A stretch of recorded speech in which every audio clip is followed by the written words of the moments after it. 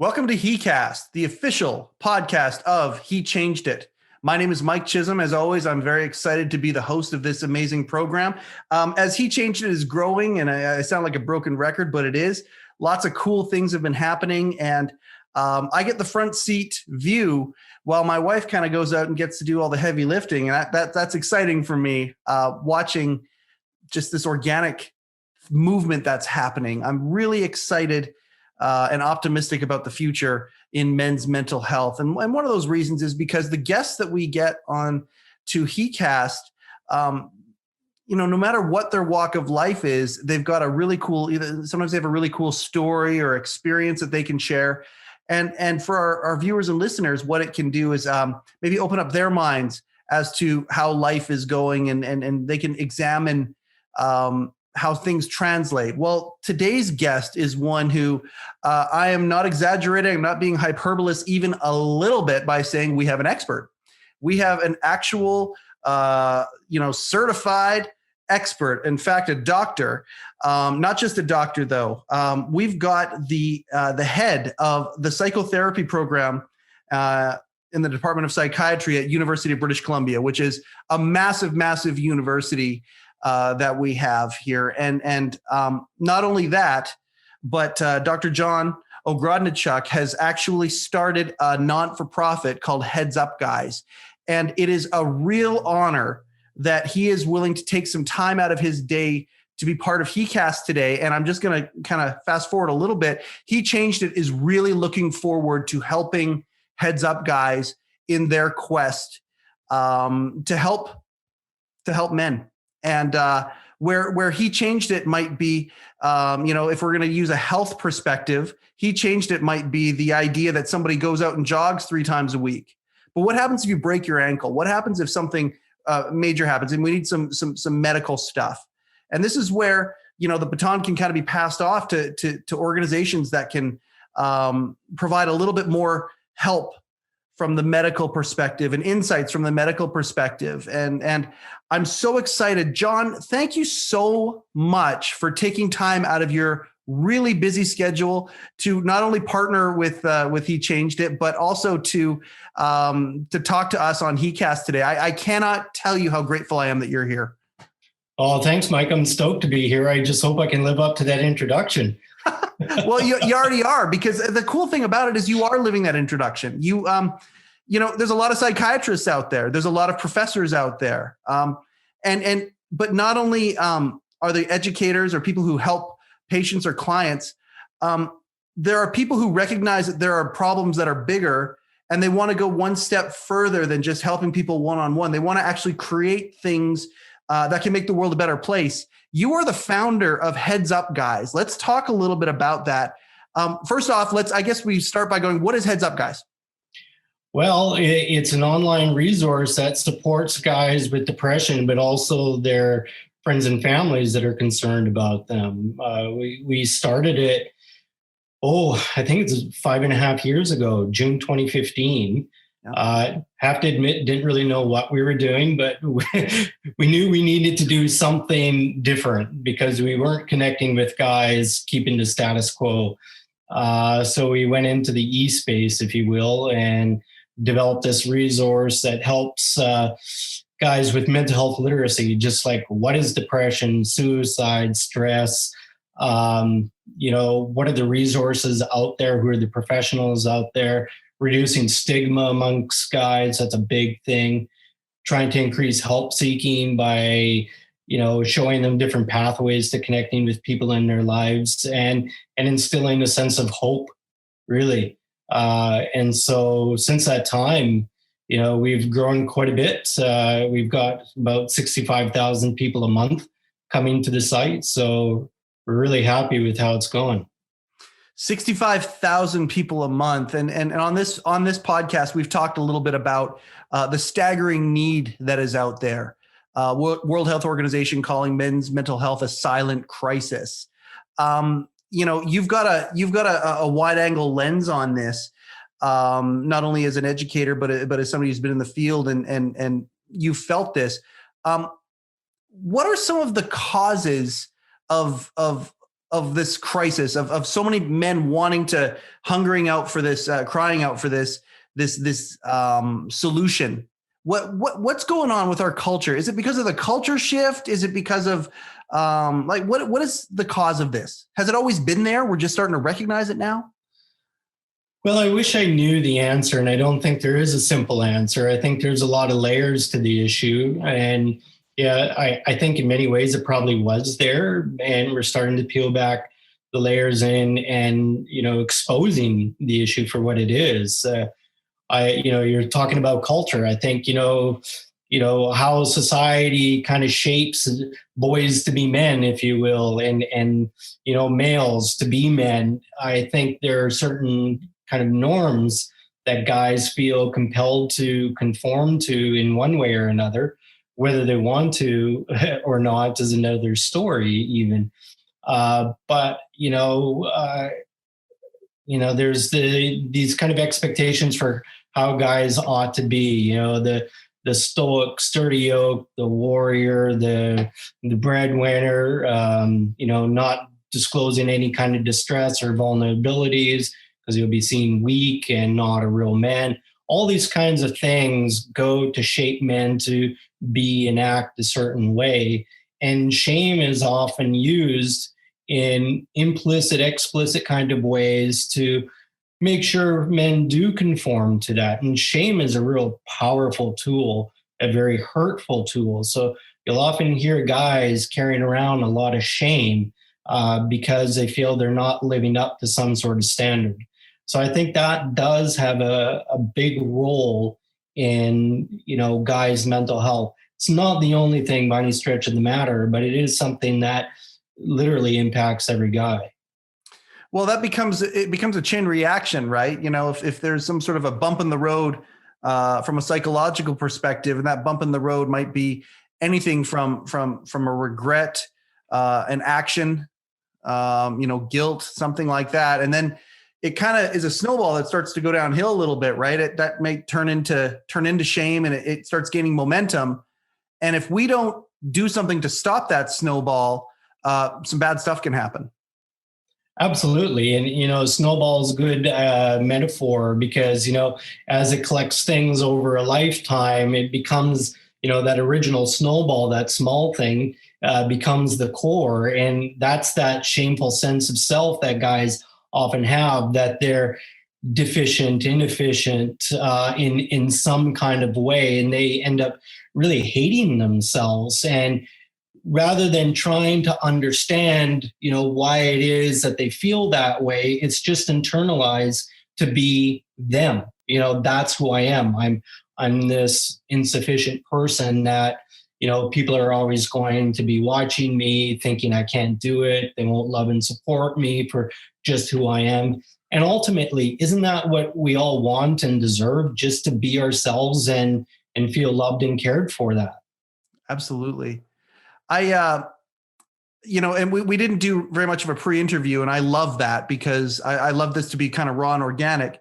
The question I want to ask you, and maybe you're prepared to answer this or maybe not, how much of this do you think might be, just to use the shorthand, the reptilian brain, biological, versus, the idea of experience or the surroundings around us that shape some of these ideals or these thoughts that come in? Is it a combination of both? Do you think it's more weighted to one or the other? Well, I think that sort of that reptilian reference you gave is some sort of an inherent defect in men, if you will. I don't think is the case whatsoever. I think it is. We often talk about a biopsychosocial model of mental health and mental illness. A biopsychosocial. So bio meaning our biology or our genetics, that brain you're talking about. Psychological is that our own unique psychological personality characteristic, and then the social, the environments in which we grow up. And there's no doubt that our biology gives us certain benefits, or there may be certain limitations to us. Maybe our thresholds for tolerance of stress and anxiety, for example, might be lower than in others. but that doesn't mean you're inherently screwed. I think it's more, the social aspect has such a massive, massive effect. I've had so many clients, when we're getting started in therapy, they say, and I always get to the childhood. It's like, we have to understand where you came from to know how you are now. And they'll describe their childhood. Oh yeah, it was good. Mom and dad were both there. Dad worked, mom looked after the house and the kids, and, all my needs were taken care of. My life was pretty good. And it's like, oh, that's an interesting cursory kind of description. But then it's like, well, I had 3 brothers, and one was special needs and the other 2 were super jocks. And I was just always tagging along. And now that I think about it, I always felt kind of alone. And so you get into that, and it's like, you can see how on the surface, how a particular environment might seem okay, but you have to get at a person's experience of the environment to really know what its impact was. Does it ever sometimes go down to one event? Rarely, but it can, if it's something particularly traumatic, if it's something particularly shameful for a guy, I've had guys that, they were in grade 5 and they really liked a girl, and something happened where, through the social discourse, his affection was disclosed to this girl, and she did not reciprocate, and even rebuffed him in a very kind of humiliating way. And that kind of event really can stick with some people and completely change their perspective of who they are and their potential attractiveness to other people. And so those kinds of things can happen, but more often than not, it's a multitude of different things.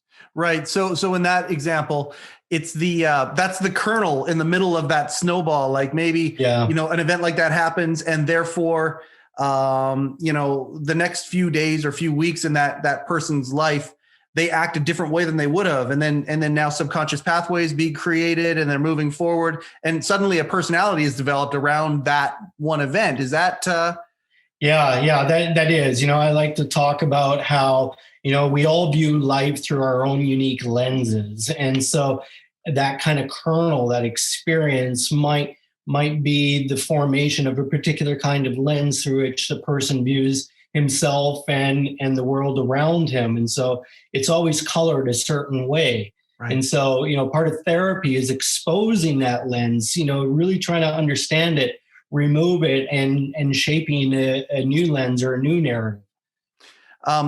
This is cool because, I'm asking you questions that have been discussion points or come up in previous podcasts. And it's really cool having you here. I can almost tether some of these things because your opinion is literally nothing short of expert.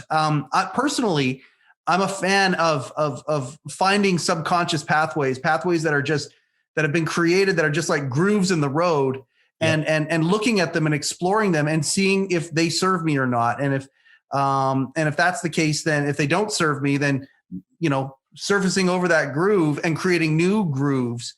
And I think that's really what improvement is, right? Is going from the automatic to the mindful.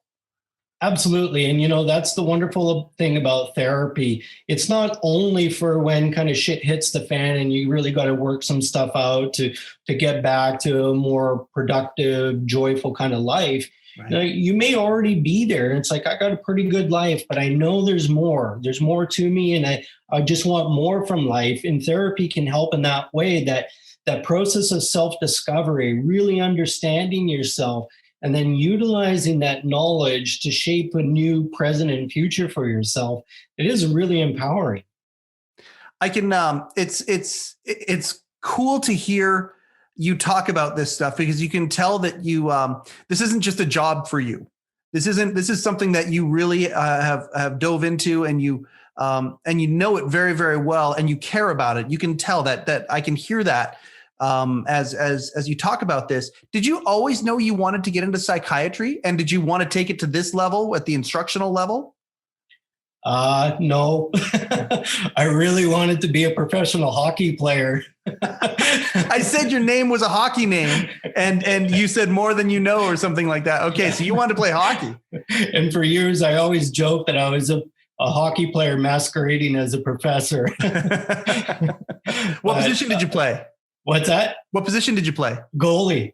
Oh, you're a goalie. Yeah. Oh my God, we could go down a rabbit hole here. Well, that's why both my kids ended up being defense. I used to watch Patrick Waugh play, and he'd be kind of twitchy, and people would say to me, people who are in the hockey world, deeper in the hockey world, they'd say, "Oh yeah, all goalies are a little bit off." Just to I thought we were the smart ones wearing the most padding. Yeah, no kidding. So you wanted to be a hockey player. How far did you take it? Oh, I stopped being competitive when I realized, I think it must have been like grade 11, 12. And it's like, I'm probably not going to make a career out of this. Yep. Might have been able to push it a little bit, but I realized I needed to get an education and get a job and so forth. And I'd always been interested in psychology. And I like helping people.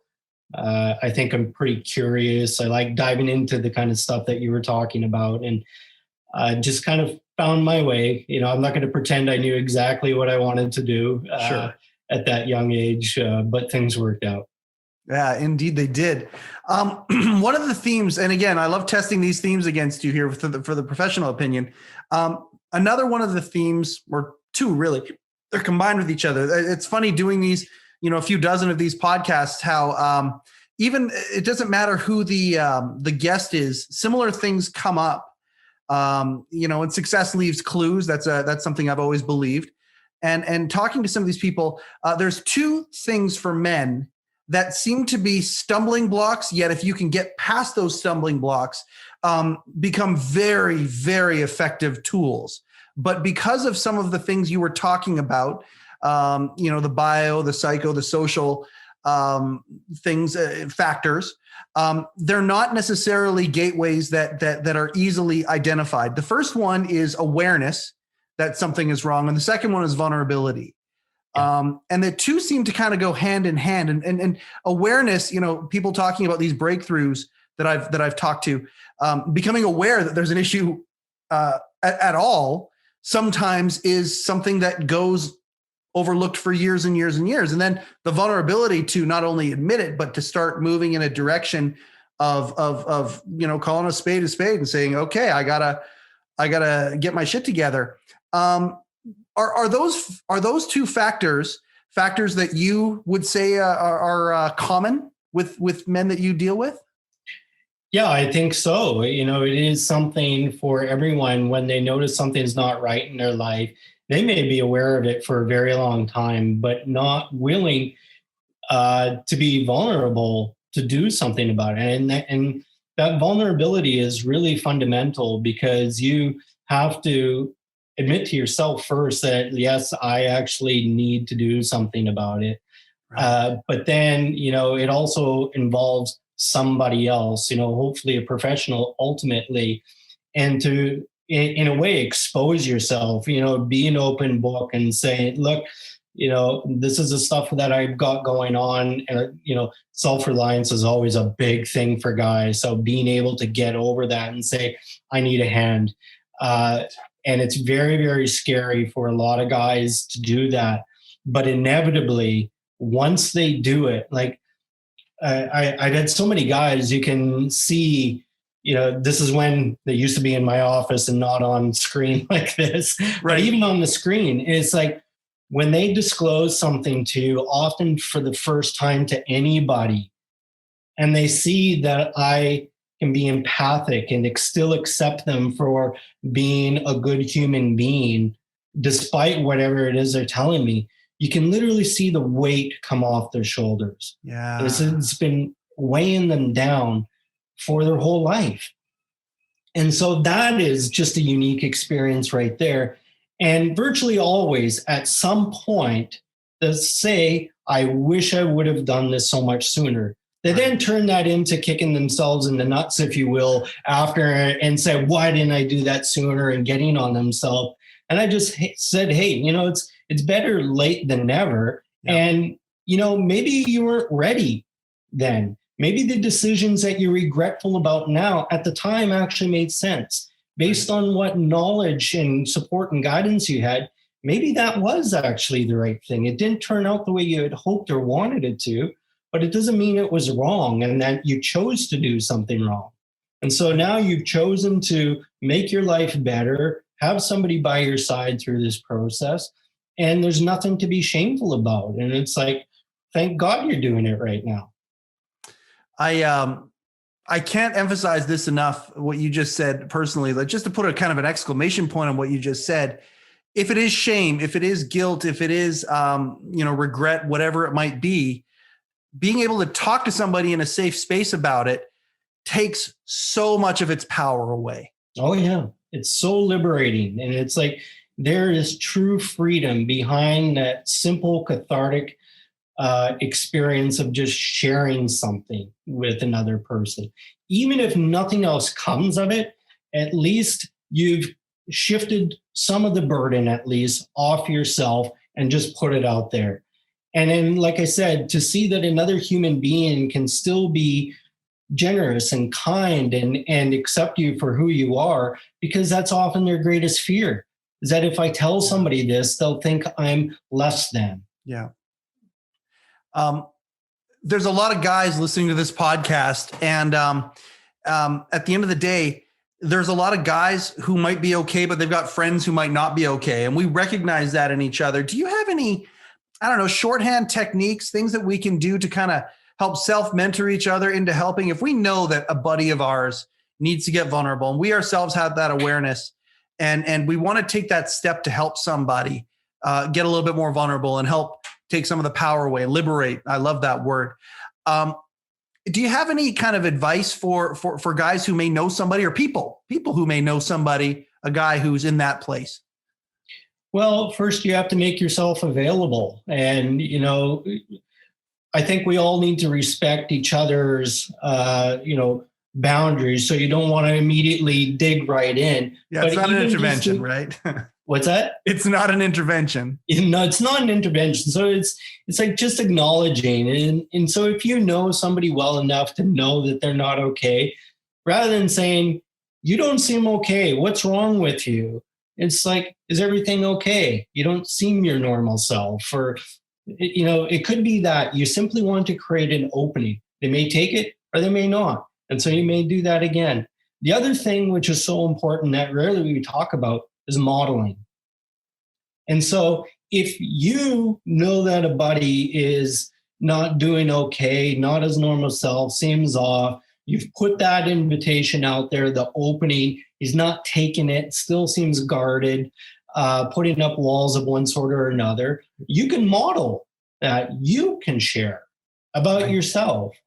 Because ultimately, if we all do that with one another, then, these kinds of conversations just become second nature. Right. So if you model it, and not in a way that's not heavy-handed or judgmental. Yeah, it's just authentic. And it's like if you just share something about yourself, or you say, this week's been so hard, I wasn't sleeping that well, a lot of shit bothering me. But, I talked to my wife and, that helped a lot.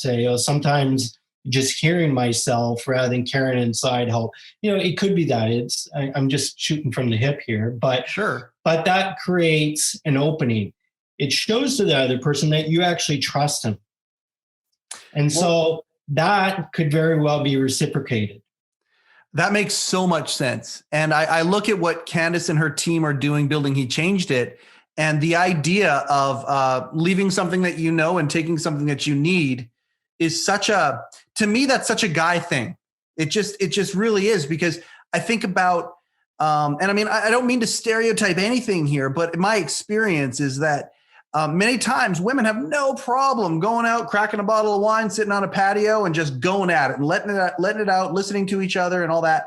Whereas guys many times don't find vulnerability that easily. But what they do find is when they see somebody going through something, and it doesn't even have to be something, psychological. Take maybe it's a handyman project at home that they have done. Maybe they're building a gazebo or something like that, and they see somebody building a gazebo. Many men, in my experience, naturally want to say, "Oh, hey, I did one of these here. You're going to want to take this shortcut here, this shortcut there, and do this and save yourself a whole bunch of work." That's being vulnerable, isn't it? Yeah. Well, vulnerability for guys is a really delicate thing, because it can be something like, I don't know how to do something. Right. And that's a vulnerability. It's like, well, especially if it's kind of around guy stuff, like building stuff, or, I actually just, one of my clients just yesterday, I said, one of the most liberating things for myself, and I know for a lot of guys, is just being able to say something like, "Can you help me?" Mm-hmm. It could be about anything. Yep. But just being able to say that, not feel deficient in some way, and still actually be a confident man. Right. I'm confident in myself. I'm kind, I'm generous, I'm caring. I like to be funny. I can be serious. I have values that kind of shape my engagement with the world, but I'm not going to pretend I know everything or know how to do everything. So I can still feel like a strong, competent guy, even if there's gaps in who I am and what I do. We all have flaws. Yes. And I shouldn't even say that word, because they're not flaws. We just can't be perfect. No, we're all works in progress. Yeah. I appreciate your perspective on that, and the way that you're so articulate in how you deliver that. And I appreciate very, very much your desire to help. And that's what Heads Up Guys does. And I want to talk a little bit about that. So how exactly does Heads Up Guys work? I know it's a website that actually has a diagnostic test, a web test, right?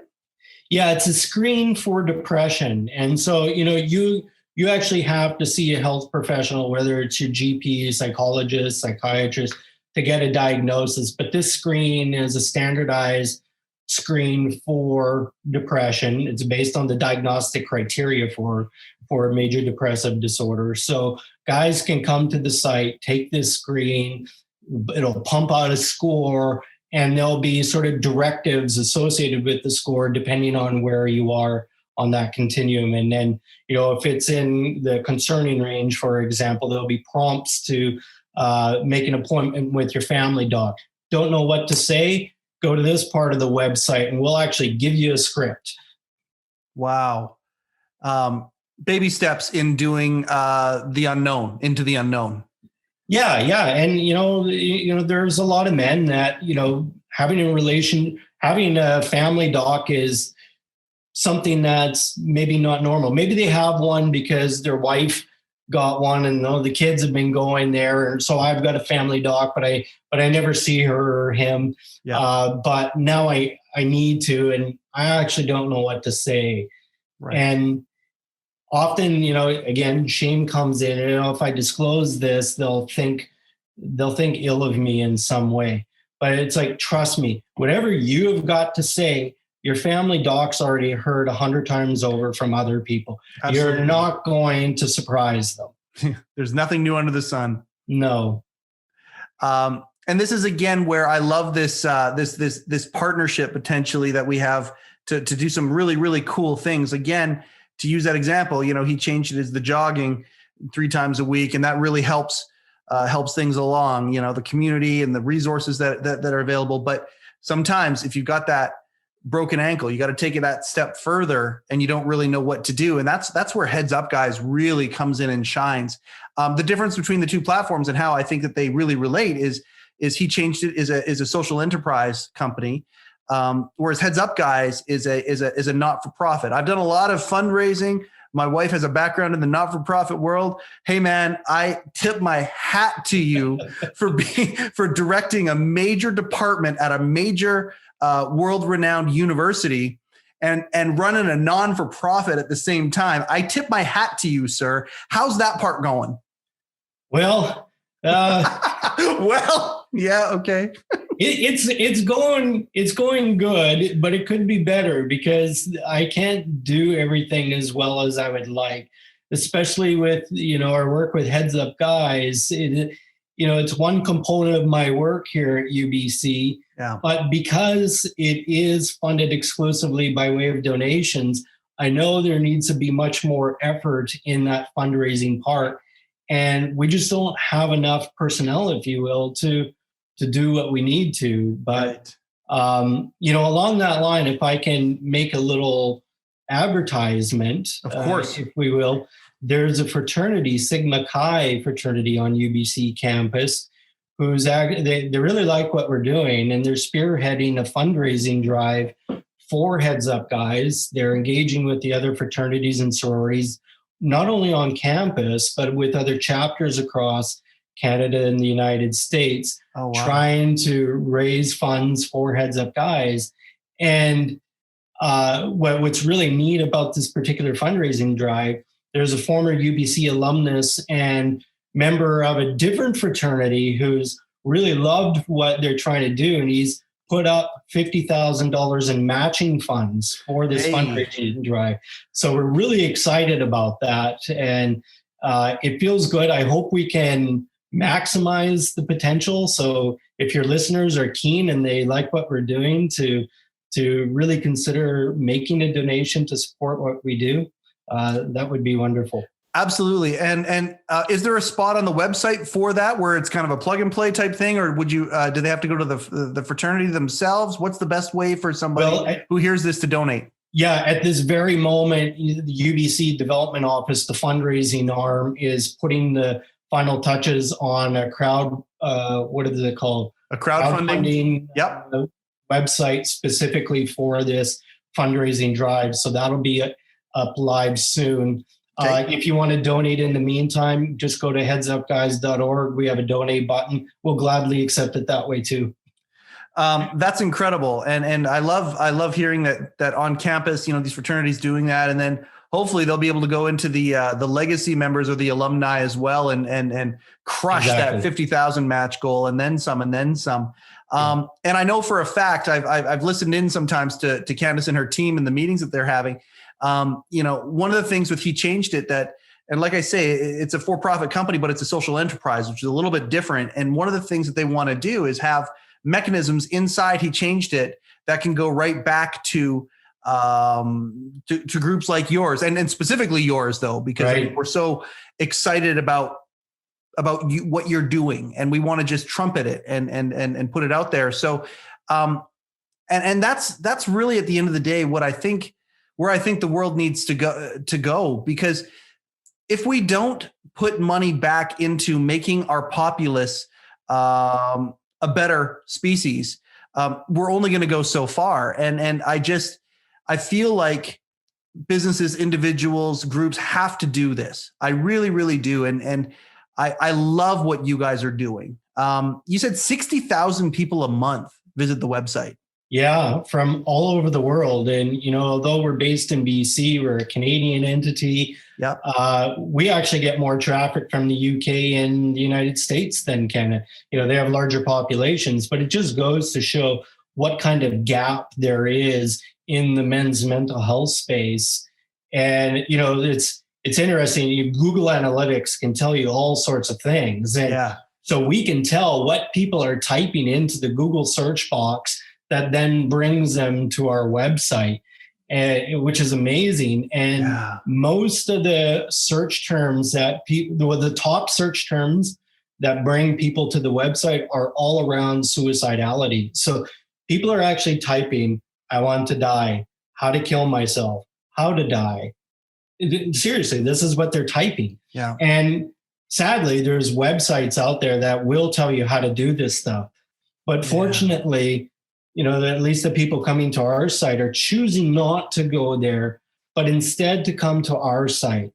And this is a real testament and something that people should think about with regard to the topic of suicide, is that it's not that the people want to die when they have these thoughts go through their head. It's just that the pain is so intense and entrenched, they can't really imagine another way out of their pain. Right. but there's still hope. So when they choose to come to say Heads Up Guys rather than a website will show you how to tie a noose, yeah, they're looking for hope. And I just, I'm going to tether that to something that we're trying to do, an initiative that we're trying to do is we're trying to take back the phrase "man up." There are so many movements out there that are taking back phrases and turning them what might be a previous definition, may not be a positive definition. And we're trying to clean up the phrase and change that definition. And man up is the one that we've chosen that we're trying to do. The traditional man up, push it down, just suck it up, princess, go for it, keep going. Our version of what we believe man up should mean is say, hold on a second. No, I'm going to take responsibility. Again, nothing's necessarily our fault, but everything's our responsibility, and take responsibility for what's happening here and say, no, you know what? I am going to be vulnerable. I am going to admit that I need help. I am going to move to a solution-based set of decisions rather than a destructive-based set of decisions. And it's just what needs to happen. And the more that we can, and I say we as in all of us, can get that message out there to people to give permission that it's okay to do these things. That's going to tip the scales differently to where they are right now. And we need a whole bunch of us saying that message in unison to get the people who are just blinded or deafened by these life experiences to get through to them. Absolutely. I couldn't have said it better. And the same thing has gone through my mind many times. And, when I think of man up, it's already changed in my mind. It's like speak up. And it's not just about yourself. That's an important part. When you've got something going on, speak up, reach out, just get her done kind of thing. But also when there's people in your life that are struggling, speak up, show compassion, kindness, be gentle, helpful. You can still be a strong, manly man and do all those things. And in fact, you're stronger for doing that. Absolutely. And that's the thing. That's the rub. Like at the end of the day, whether it's genetic or if it's the product of my culture, my environment, the movies I watched when I was a kid, the idea of being a man, that there's something there when people say that, be a man, there's a connotation that goes right to my soul. And the ironic part is doing those things is the harder path. It is the narrow door. And you are being a man. You actually scratch that itch that I don't know if it's a biological one or not, but you can actually become empowered and scratch that itch doing exactly what you just said. That's right. And, so much we've heard, the negative aspects of masculinity, but there's positive aspects to it. One of the things, the protector role, men take care of the people in their lives. Well, here you go. That's how you do it. Yep. I want to finish off because the time goes by so fast. So we need to circle around and I'm going to be respectful of your time. First and foremost, will you come on again at some point? Can we have some more conversations about this stuff? If I have anything else to say, but yeah. My man, do not diminish the power that you have and the insights that you have. I'm every word that you're saying, I'm attached to, because this is the stuff we talk about. And to hear somebody who can come from a professional place and give us that level of encouragement and also agreement with the things that we're talking about, we know we're on the right track. So please do not for a second sell yourself short. Sure, I do want to finish on a topic that might be kind of a precursor to the next time we talk about this stuff. Mm-hmm. The current culture, political correctness, to use a buzz phrase, the Me Too movement, things like that. Have you noticed your practice, but the people that you do therapy with, instruct therapy, has that changed over the last 4 or 5 years since this has happened? What's the difference now than it was, say, 5 years ago when it comes to those things? I have to admit, I haven't seen my practice change at all with regard to those kinds of issues. The way it has changed is that there's a lot more guys simply willing to reach out. I've really seen that quite significantly. Yeah.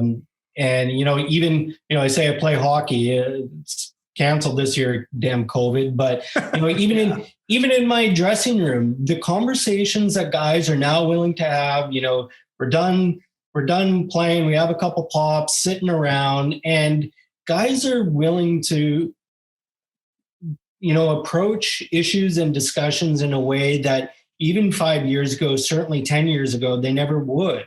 Yeah. And it's like they're just okay being closer to one another in those kinds of conversations. And I see that also with guys reaching out, and I'll get simple messages say, Dr. O, things aren't well. I really want to talk to somebody.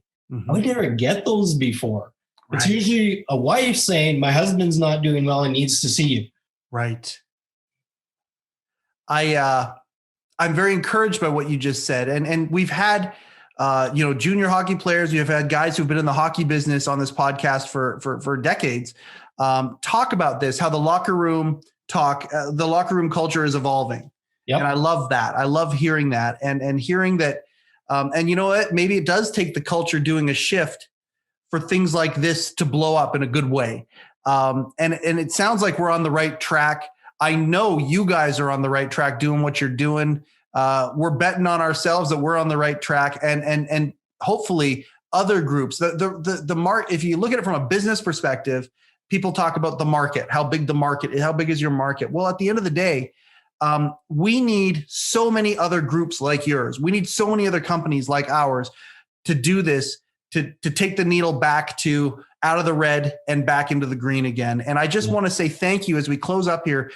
John, thank you so much for doing what you're doing. It is, you're literally changing the world. I know you're too bashful to even entertain that thought, but I'm going to say it anyway. You are changing the world with what you're doing. You could just be the head of the department there at a university, prestigious title, all that stuff, feed the ego. You could do that, but you're choosing not to do that. And I just want to say how grateful I am for you for that. I really appreciate it. I'm proud of the work that we're doing. I'm proud of the work that you're doing. And you're right. We all have to be in this together. There's no one operation or person that's going to do it. Humanity is our market, and we all belong to humanity. We're going to finish right there. That's exactly right. Dr. John Ogrodniczuk, the founder of Heads Up Guys, the director of Psychotherapy Program at the University of British Columbia, our amazing expert guest today on heCast. Very grateful for that, and I look forward to the response that we get from this. So thank you very, very much for taking time out of your day to come and watch another episode of heCast, the official podcast of He Changed It. My name is Mike Chisholm. Go change something.